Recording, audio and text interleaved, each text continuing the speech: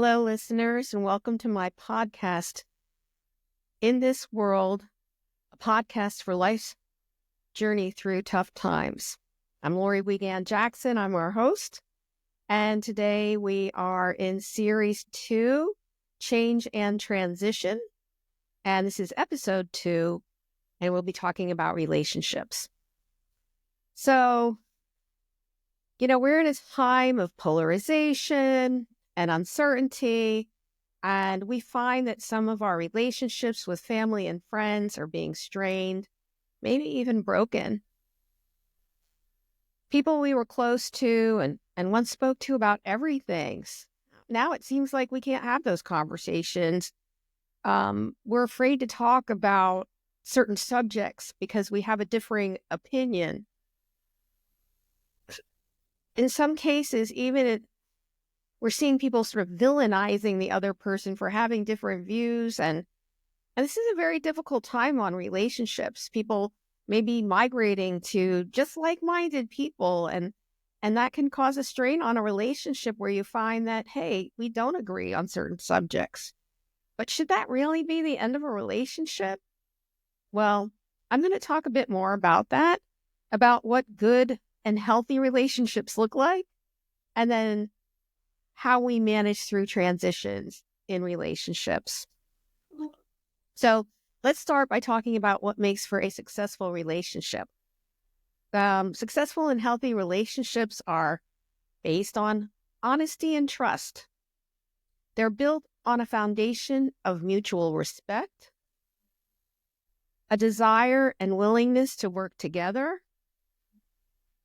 They're not one-sided. So while this may not be a 50-50, equal give and take all the time, but if you look at it over time, there isn't one person who's doing most of the giving and one person who's doing most of the taking. So there's a balance.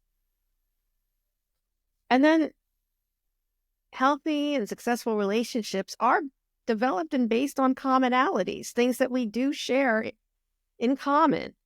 Whether that is, siblings or geography, past experiences, current shared experiences, things you both like to do, common interests, or your goals. Something has brought you together because you share some things in common. And so this is true of all kinds of relationships. And if one of these is missing, it may impact the relationship. It may not develop as deeply as it could, or frankly, it may not develop at all. And some people may just stay as acquaintances, and that's okay, while others will develop into friendships or even deeper relationships. So we're going to talk more about those friendships and relationships, not acquaintances, that we have, those kinds of relationships.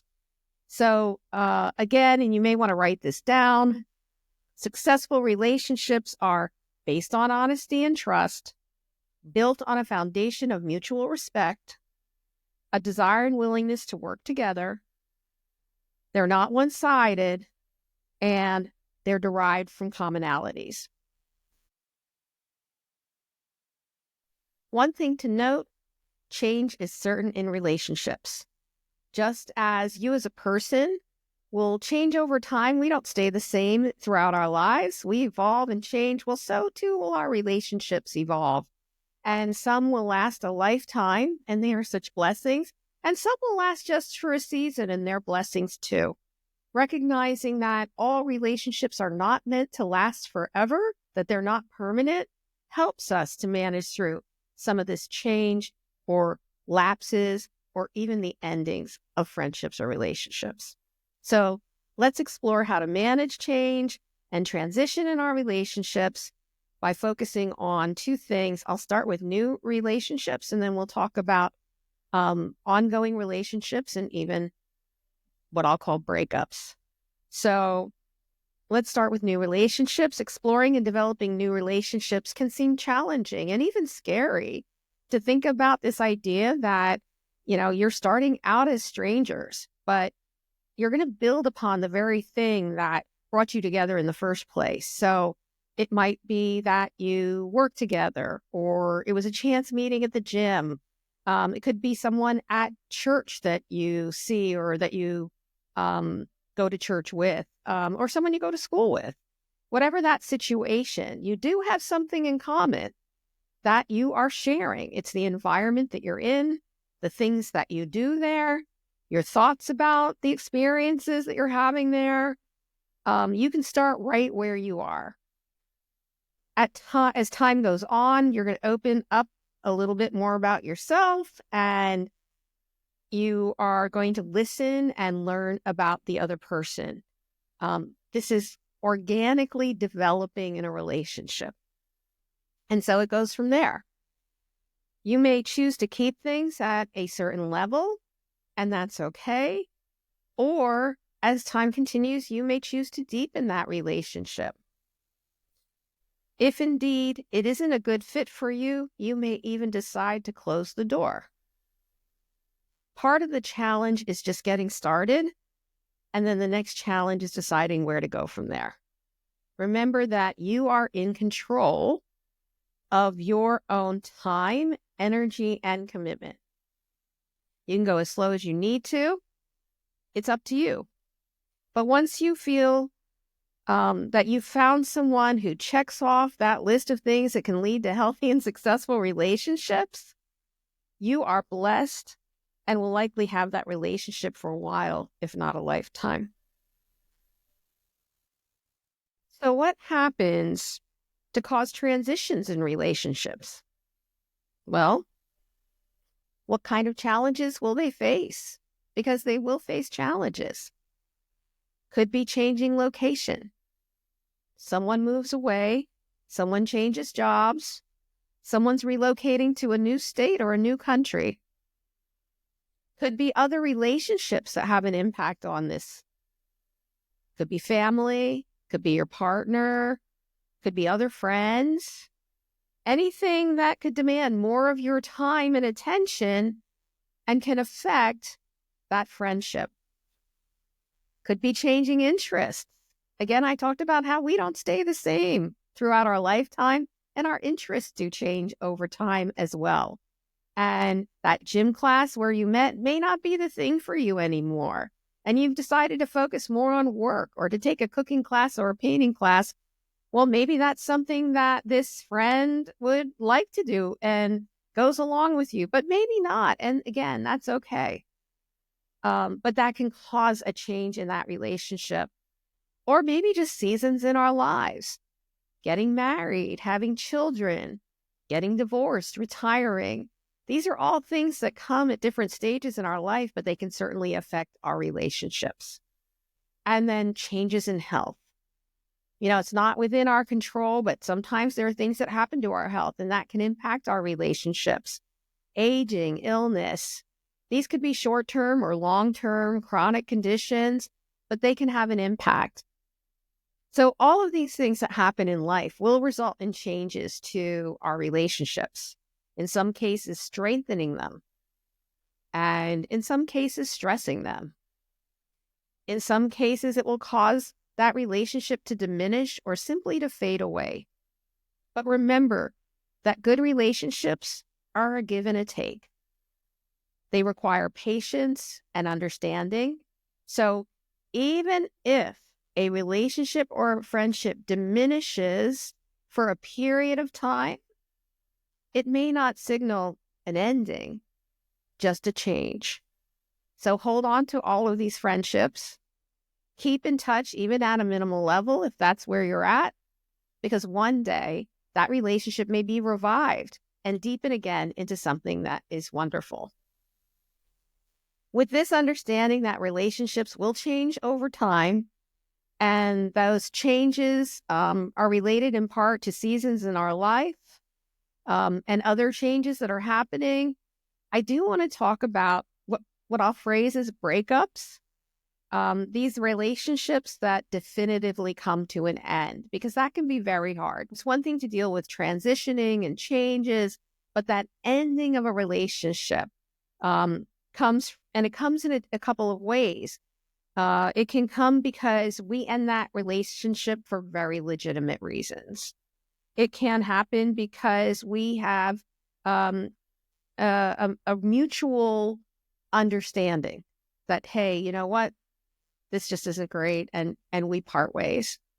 It can be that they're ended by one person and the other person is left there wondering what happened or why, or not feeling the same way, maybe understanding, but not sharing that same decision or not at that point. And then the last one I'll talk about is those relationships that end based on a misunderstanding. Those we end for very legitimate reasons. This is important because, I gave that list of items that are helping you to develop and nurture healthy and successful relationships. So, those are really guidelines to help us to discern whether a relationship is good for us.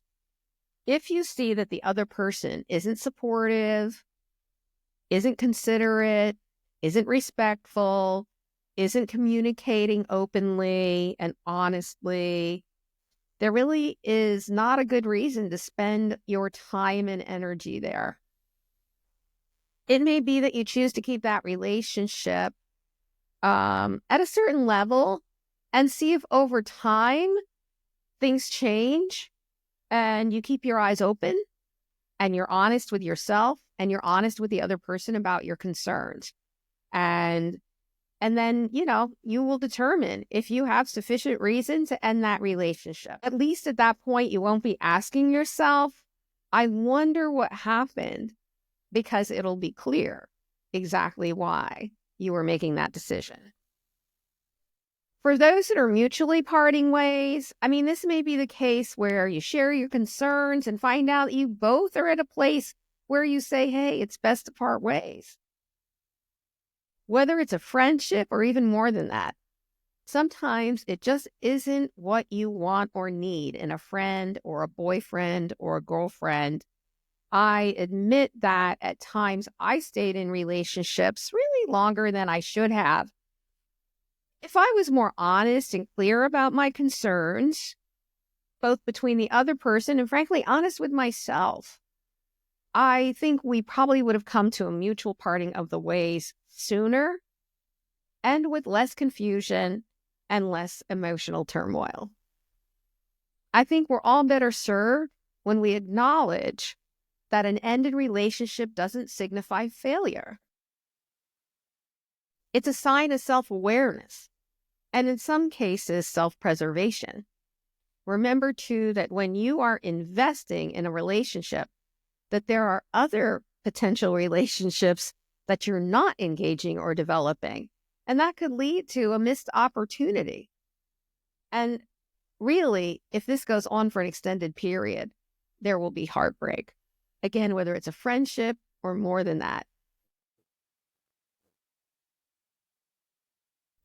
Now, sometimes relationships are ended by one person, and the other one wants to maintain the relationship. These breakups can really be some of the most painful for both parties. You're really not seeing eye to eye on the status of the relationship. Here, again, respectful and open communication is the key. If you have that through the friendship or relationship, then it'll be easier to share your concerns and get to a mutual understanding. But if you've been keeping these concerns to yourself, then the other person can really feel blindsided, leading them to be confused and angry and frustrated. I think sometimes people think they're being considerate by not sharing their concerns. They don't want to hurt the other person. But it's really much worse to be given notice that it's over than it is to identify the issues and see if there is an opportunity to try to work things out, to reconcile, to be willing to put some time in to work through the concerns. Sometimes if people only knew what the issues were, they could work through them.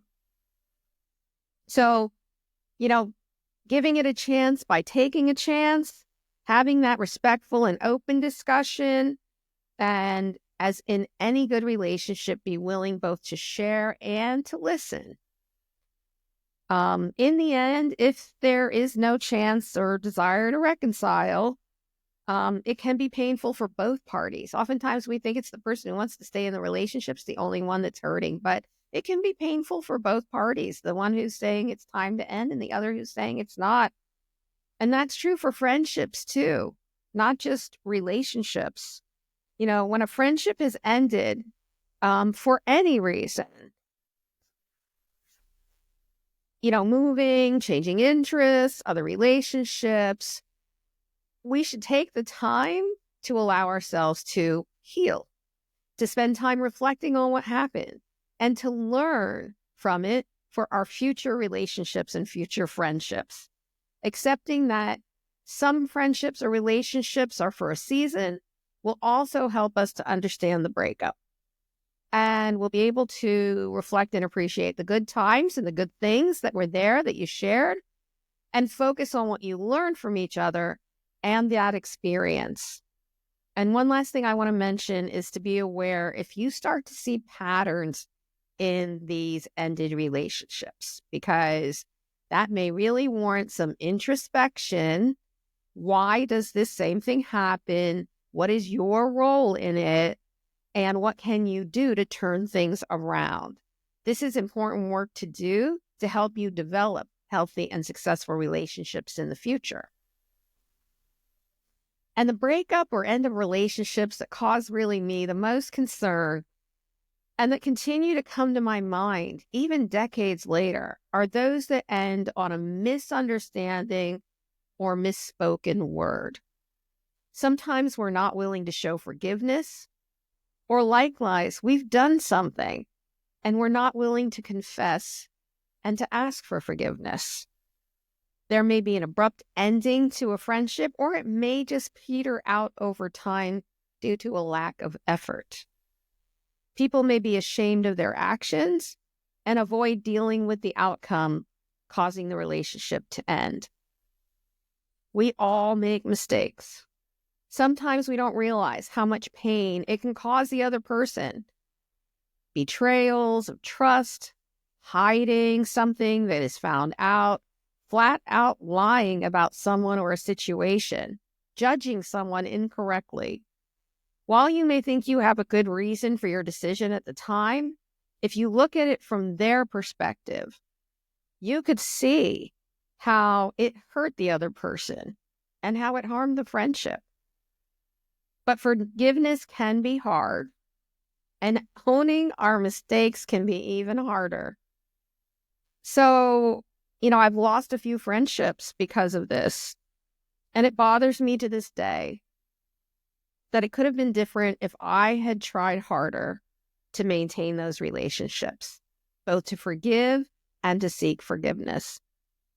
My words here are meant to encourage us to show grace.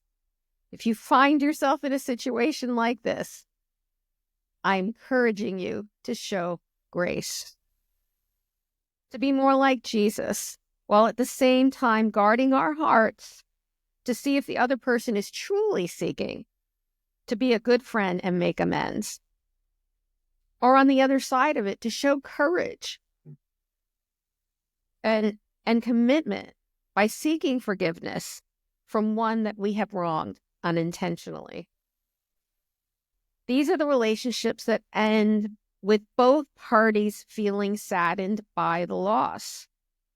And it could be a family member, it could be a friend, it could be an ex. I really do pray that this message may encourage listeners to consider taking a step to forgive or to ask for forgiveness, maybe to re-engage if you're led to in a friendship that's been gone for a while, or to at least be honest with yourself about the circumstances and with internal reflection, come out better for it for your future friendships and relationships. They say make new friends, but keep the old. One is silver and the other gold.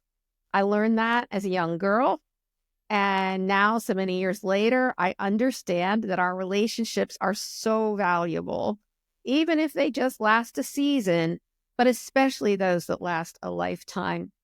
To my dear friends that are listening, thank you for being in my life. I cherish you always. To those who may be listening and who I offended over the years, please forgive me. And to any of you who may have hurt me along the way, know that I forgive you. Life is too short to harbor ill will or hard feelings for past events. Tomorrow isn't promised, but we have today. So reach out to your friends. Let them know you care, the old ones and the new. Next week in our series on change and transition, we will discuss coping with changes beyond our control. Thank you so much for listening, and be well, dear followers.